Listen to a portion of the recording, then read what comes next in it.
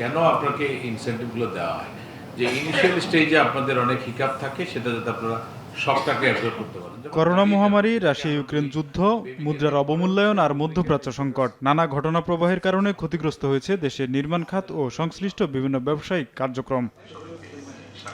তারপরও এই সময়ে নির্মাণ শিল্পে স্টিল খাতে ভ্যাট প্রতি বছর বেড়েছে এমন অভিযোগ করে অন্তত এক বছর ভ্যাট ট্যাক্স কমানোর দাবি জানিয়েছে বাংলাদেশ স্টিল ম্যানুফ্যাকচারার্স অ্যাসোসিয়েশন। সোমবার সকালে রাজধানীর আগারগাঁওয়ে প্রাক বাজেট আলোচনায় এর পক্ষে যুক্তিও তুলে ধরেন তারা। বর্তমানে অগ্রিম কর হিসাবে প্রদানকৃত টাকা সমন্বয় অথবা ফেরত প্রদান করা হয় না। উক্ত অগ্রিম করের টাকা পরবর্তী বছরে কেবল জেড টানা বা ক্যারি ফরওয়ার্ড করা হয়।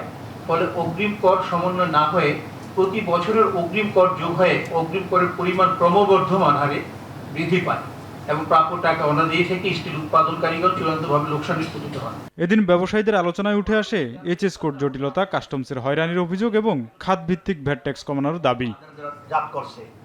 এদিকে বিকেলের সভায় সরকারের রাজস্ব আদায় বাড়ানোর কৌশল বাতলে দেন বৃহৎ করদাতা ইউনিটের ব্যবসায়ীরা। বলেন, সিগারেটের উপর 3 স্তরে মূল্যবৃদ্ধি ও কর ফাঁকি রোধ করা গেলে আগামী অর্থ বছরে এ খাত থেকে দ্বিগুণ রাজস্ব আহরণ সম্ভব। আমাদের এনবিআর যে টার্গেট 10,000 কোটি টাকা মিনিমাম রেভিনিউ প্রার্থী, এবছর কিন্তু আমরা 5,500 কোটি টাকা পাচ্ছি।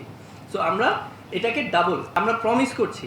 5 বছরের গ্রোথ 5,000 কোটি টাকা এবছর দিয়েছে, আমরা 10,000 কোটি টাকা দিতে পারবো। স্যার, শুধু ইলিসিট এনফোর্সমেন্ট, লো সেগমেন্টে একটা ব্রেকডাউন এবং ওপরের সেগমেন্টের প্রফিটেবিলিটি এবং প্রাইসিং একটা অ্যাডজাস্টমেন্ট। ব্যবসায়ীদের দাবি বিবেচনায় আশ্বাস দেন এনবিআর চেয়ারম্যান। মিথ্যা ঘোষণায় পণ্য আনার সুযোগ বন্ধ করে দেওয়ার ঘোষণাও দেন তিনি। এগুলো তো বলেছেন, তার মধ্যে আরডি প্রত্যাহার হয়ে যদি অন্য জায়গায় চলে আসি আপনার কি লাভ?